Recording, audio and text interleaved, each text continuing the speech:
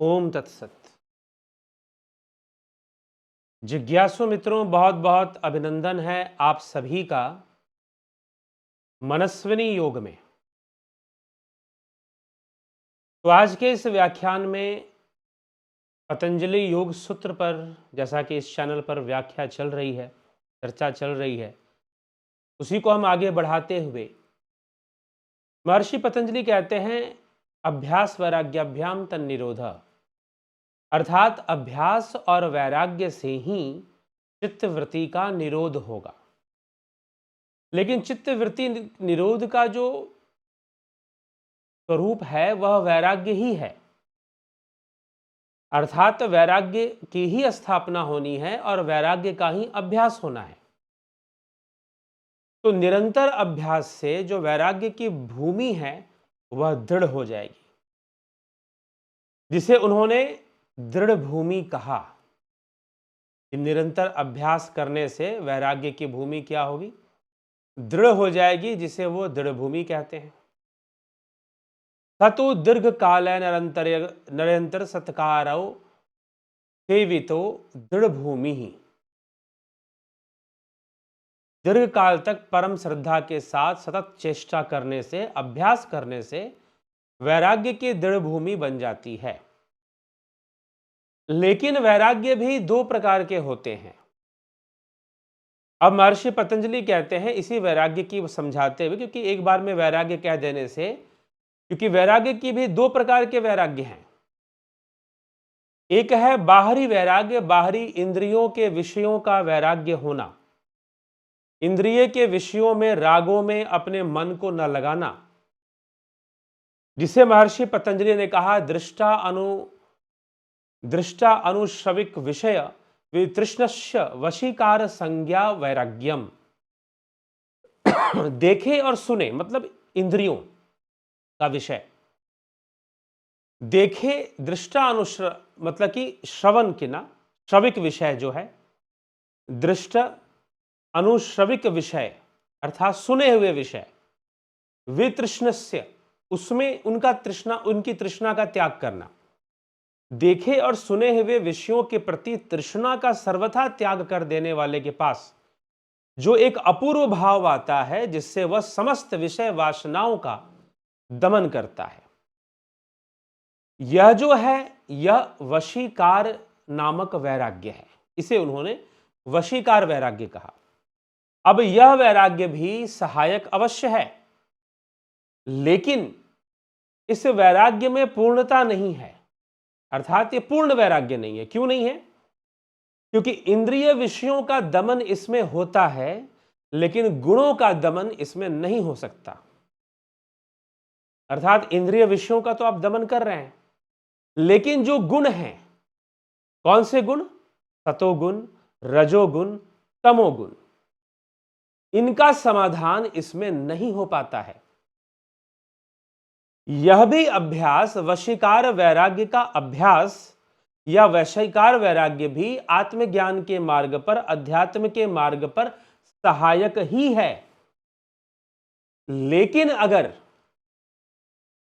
योगी या साधक इसी वैराग्य तक सीमित रह गया तो वह दोबारा पतन को प्राप्त हो सकता है। क्यों हो सकता है? कारण है इसके पीछे, क्योंकि वशीकार वैराग्य इंद्रिय विषयों का वैराग्य हो रहा है। देखे और सुने हुए विषयों में जो तृष्णा है उसका त्याग करना, यह वशीकार वैराग्य है। लेकिन यहां गुणों की समता नहीं आ रही, गुणों का त्याग नहीं हो रहा, गुणों का वैराग्य यहां नहीं हो रहा। गुण कौन है? सतोगुण, रजोगुण, तमोगुण। अरे भाई, अब सारी कर्म वासना का आधार तो ये तीन गुण ही हैं। तो इन तीन गुणों का समाधान इसमें नहीं होता। पहला, वशीकार वैराग्य के साथ समस्या ये है। दूसरी बात, वशीकार वैराग्य में क्या है कि यह एक दमनकारी नीति है। अर्थात आप एक अभ्यास करते हैं, अपने इंद्रियों को बुरी बातें मत सुनो, बुरा मत देखो, बुरा मत बोलो, इंद्रियों को विषय वासनाओं में जाने से रोको, आंखें कुछ देखना चाहती हैं तो उसे रोको, अश्लील देखना चाहती हैं तो अपनी आंखों को रोको और उससे मन को हटाओ। इसका प्रैक्टिस करना बहुत अच्छी बात है, ये साधना मार्ग पे बहुत सहायक भी है, लेकिन ये है दमनकारी नीति। ये कभी अगर वैराग्य का जो दूसरा स्टेप है अगर वो ना मिले तो उसको उसके लिए महर्षि पतंजलि ने क्या कहा, उसे कहा है परावैराग्य या परम वैराग्य कहा गया, उसे माना गया उसे। तो उसके लिए पतंजलि लिखते हैं योग सूत्र में, अगले ही सूत्र में वो कहते हैं तत्परम, अर्थात जो परम वैराग्य है, तत्परम पुरुष ख्यातेर गुण वैतृष्णयम, जो वैराग्य पुरुष के वास्तविक स्वरूप के ज्ञान से आता है, जो गुणों का भी सर्वथा त्याग कर देता है, वह परम वैराग्य है और वही वास्तविक वैराग्य है, वही वैराग्य की स्थापना हो पाती है। पुरुष का, अब यहां पर पुरुष के स्वरूप का ज्ञान मतलब आत्मज्ञान की बात हो रही है, ठीक है, आत्मज्ञान की बात हो रही है। तो वशीकार वैराग्य जो है वह निम्न कोटि का वैराग्य है, और यहां अब वशीकार वैराग्य में दमनकारी नीति अपनाई जाती है, दमन किया जाता है, लेकिन परम वैराग्य में कोई दमन नहीं होता, क्योंकि जब आत्म तत्व का ज्ञान हो जाता है तो योगी के अंदर, साधक के अंदर स्वाभाविक वैराग्य उत्पन्न होता है। स्वाभाविक मतलब एक तरह से अपने आप ही उसके अंदर इंद्रिय विषयों के प्रति और गुणों के प्रति अपने आप ही वैराग्य उत्पन्न हो जाता है, क्योंकि वो जान जाता है कि सत्य क्या असत्य क्या। फिर वैसा योगी अब वो इंद्रियों में व्यवहार करता हुआ भी इंद्रियों में आसक्त नहीं होता, इंद्रियों में व्यवहार भी कर रहा है, वो साधारण मनुष्यों की तरह इंद्रिय भोग भोगता दिखाई भी दे रहा है, लेकिन फिर भी उसमें उसका राग उत्पन्न नहीं होता। क्यों? क्योंकि उसे पुरुष तत्व का ज्ञान हो गया है,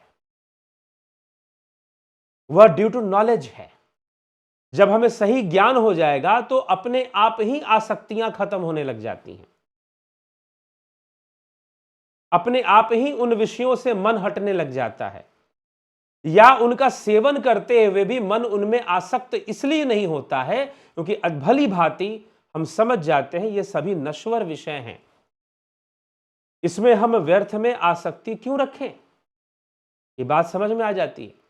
और जितना इसका चिंतन प्रगाढ़ होता है, जितना, इसलिए चिंतन का बहुत महत्व है। अरे वाह आत्मा श्रोतव्यो मंतव्यो,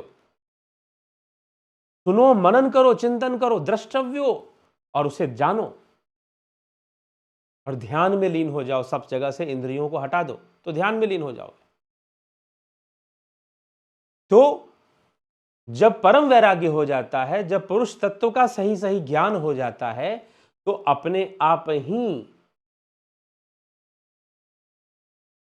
वैराग्य स्थापित हो जाता है। तो इसीलिए वह वैराग्य है। अगर मान लीजिए कोई इंद्रिय विषयों से वैराग्य का अभ्यास कर रहा है, मन को दूर रख रहा है, इंद्रिय विषयों से मन को हटा रहा है, दूर कर रहा है, लेकिन वो आत्मज्ञान को प्राप्त नहीं हो पा रहा या पुरुष तत्व को नहीं जानता है, तो उसका वैराग्य हानिकारक होगा। उसका वैराग्य दमनकारी नीति के अंतर्गत आएगा। और गुणों से तो वैराग्य हुआ नहीं, गुणों के परे तो आप गए नहीं, गुण तो अपना काम अभी भी कर रहे हैं, सतोगुण, रजोगुण, तमोगुण, अरे सारे जड़ में तो यही है ना, और ये अपना काम अभी भी कर रहे हैं। तो आपके इंद्रिय विषयों से जो वैराग्य हो रहा है, अगर गुणों का वैराग्य नहीं है, गुण समावस्था में नहीं जा रहे हैं, गुण शांत नहीं हो रहे हैं, तो फिर से ये, अगर आप बाहर से आप सिर्फ कर रहे हो और अंदर से गुणों की चंचलता बनी, गुण मतलब सतोगुण, रजोगुण, तमोगुण बढ़ रहे हैं, घट रहे हैं, आगे हावी हो रहे हैं, तो वो आपको परेशान करते रहेंगे और आप कुंठा की अवस्था में आ जाएंगे। और कुंठा की अवस्था वैराग्य नहीं है। आप ब्रह्मचर्य का पालन कर रहे हैं लेकिन कुंठा की अवस्था में हैं, तो फिर क्या लाभ? फिर उस वैराग्य से कोई लाभ नहीं है, वो व्यर्थ का वैराग्य हुआ, जबरदस्ती की कुंठा लेकर घूमे जा रहे हो। इसलिए वैराग्य कोई थोपने वाली चीज नहीं है। हां, प्रारंभिक अवस्था में इंद्रिय विषयों के त्याग का वैराग्य करना चाहिए, लेकिन वह वैराग्य अहंकार भी तो उत्पन्न करता है कि मैं ब्रह्मचारी हूं, मैं फलाहारी हूं, मैं बड़ा सात्विक हूं। अरे भाई, सात्विक अहंकार भी होता है। ठीक है। ये 3 प्रकार के वासनाएं आदि गुरु शंकराचार्य ने बताई हैं, शास्त्र वासना, देह वासना, ये होती हैं।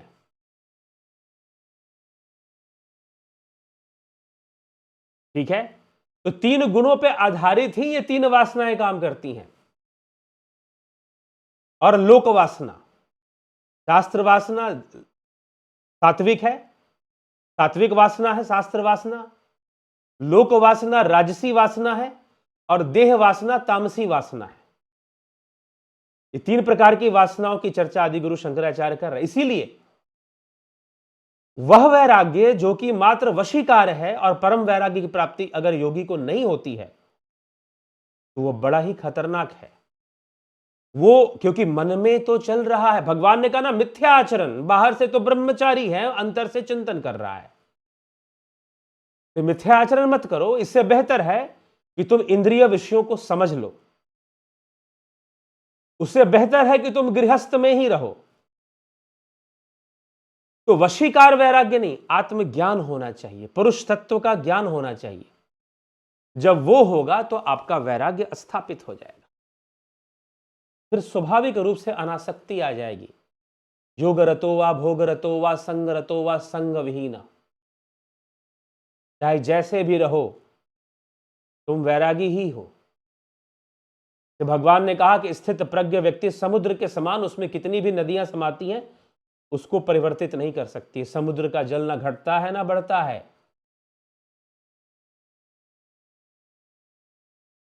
कितनी भी नदियां समा जाएं उसमें,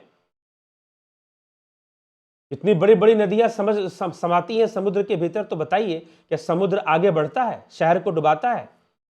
बंगाल की खाड़ी में कितनी नदियां जाती हैं, तो क्या कलकत्ता शहर डूब गया? क्या बंगाल की खाड़ी की तरफ लगने वाले शहर डूब गए? इतनी नदियों का पानी जा रहा है। तो स्थित प्रज्ञ व्यक्ति ऐसा होता है, फिर वो निष्क्रिय हो जाती है, इंद्रिय विषय उसके सामने निष्क्रिय हो जाती हैं, और वो एक स्थिर वैराग्य को, परम वैराग्य है, इसीलिए उसे श्रेष्ठ कहा गया, परम वैराग्य। इसलिए वशीकार वैराग्य खतरनाक हो सकता है। तो सच्चा वैरागी ज्ञान से बनता है व्यक्ति, ये जबरदस्ती थोपने वाली चीज नहीं है। लेकिन महर्षि पतंजलि ने यहां पर वशीकार वैराग्य के अभ्यास को बताया है कि हाँ भाई, जो बाहर से हम इंद्रिय विषयों का त्याग करने का जो नाम है वो वशीकार वैराग्य है। लेकिन परम वैराग्य तभी मिलेगा जब पुरुष तत्व का ज्ञान हो जाएगा, आत्म तत्व का ज्ञान हो जाएगा, तभी परम वैराग्य स्थापित होगा। उसके पहले वैराग्य नहीं स्थापित होगा। और जो अगर सिर्फ वशीकार वैराग्य रह गया, योगी ने परम वैराग्य को प्राप्त ही नहीं किया, तो वह जो वशीकार वैराग्य है वो बड़ा खतरनाक है फिर। क्योंकि गुण तो है ना, क्योंकि परम वैराग्य में वो आपको गुणों से ऊपर लेके चले जाएंगे, लेकिन गुण तो काम कर रहे हैं। आपने सिर्फ इंद्रिय विषयों का तो त्याग किया है, अंतर में सतोगुण रजोगुण तमोगुण का तो खेल चल ही रहा है, और वो हावी होंगे तो परेशान तो करेंगे, तो कुंठा बनेगी, वैराग्य कहां रहेगी? उसे कुंठा बोलिए, उसे वैराग्य मत बोलिए। ये सब झूठे वैराग्य होते हैं। फिर वैराग्य वो जिसे राजा जनक ने प्राप्त किया, जिसकी चर्चा भगवान कृष्ण श्रीमद् भगवद गीता में कर रहे हैं। ठीक है, जो निष्काम भावना से कर्तव्य, कृष्ण ने क्या कहा? अनाश्रितो कर्म फलम कार्यम कर्म करोति यह स सन्यासी च योगी। सन्यासी कौन, योगी कौन? 6वां अध्याय 1 श्लोक श्रीमद् भगवद गीता। अनाश्रितो कर्म फलम, जो अनाश्रित होकर कर्म फल के प्रति अनासक्त है, क्योंकि वो प्रकृति के द्वारा चीजें हो रही हैं, वो जबरदस्ती संसार के चीजों के पीछे भाग भी नहीं रहा है, और जो उसे प्रारब्ध से मिल रहा है उसका भोग भी कर रहा है, लेकिन उसमें भी अनासक्त है। और अनासक्त इसलिए नहीं है कि उसे जबरदस्ती अनासक्त होना है। अनासक्त इसलिए है क्योंकि वो जान गया है कि संसार नश्वर है, आत्मा सत्य है। आत्म तत्व का ज्ञान उसे हो गया, उसे अपने मन को वहां स्थिर करना है, यहां नहीं उलझाना है इंद्रिय विषयों में। तो ज्ञान के कारण उसके अंदर एक स्वाभाविक वैराग्य उत्पन्न हो रहा है। जबरदस्ती की अनासक्ति नहीं है वो, जबरदस्ती का वैराग्य नहीं है वो। शमशानी वैराग्य भी एक होता है। शमशान घाट में लोग जाते हैं तो वहां जाकर उन्हें थोड़ा सा वैराग्य आ जाता है, शरीर को जलते हुए देखकर। हाड़ जरे जैसे लाकड़ी, केस जरे जैसे घासा, सोना जैसी काया जर गई कोई ना आयो पासा। तो यह वैराग्य की सच्चाई है। तो हम जब वैराग्य की बात करते हैं या वैरागी व्यक्ति की बात करते हैं, तो इस योग सूत्र में महर्षि पतंजलि के दिए हुए इन 2 सूत्रों को, मेरे ख्याल से अभ्यास वैराग्य की चर्चा जहां से होती है वहीं से ही इन विषयों को हमें समझना चाहिए। तो 15वें और 16वें सूत्र में महर्षि पतंजलि ने वशीकार वैराग्य और परम वैराग्य की चर्चा की, तो उसका मर्म अवश्य समझना चाहिए। वैसे 12वें सूत्र से ही वह अभ्यास वैराग्य की चर्चा कर रहे हैं, तो 12वें से 16वें समझा जाए, बहुत लाभकारी है। और आप समझ पा रहे हैं तो इस वीडियो को लोगों तक आप अवश्य शेयर करें। चलिए, इसी के साथ में अपने विचारों को अभी यहां विराम दें। ओम तत्सत। और आप अगर वैराग्य का लाभ उठाना चाहते हैं, उस आत्म तत्व तक पहुंचना चाहते हैं, तो ध्यान योग का ऑनलाइन कोर्स जरूर ज्वाइन कीजिए। यह अपनी आत्मा के ज्ञान के लिए है, पुरुष को जानने के लिए है, ठीक है, पुरुष तत्व को जानने के लिए है। तो जरूर जानिए, उसे जरूर समझिए। तो ध्यान योग और स्वर योग का भी कोर्स है, इसका भी आप सारे सहायक कोर्स हैं। ध्यान योग का मुख्य रूप से उद्देश्य ही उस आत्म तत्व तक पहुंचना है, उसका अनुभव करना है, उसको जान लेना है, उस अवस्था में जाना है, जिसे महर्षि पतंजलि कहते हैं तद द्रष्टु स्वरूपे अवस्थाना। ठीक है। ओम तत्सत।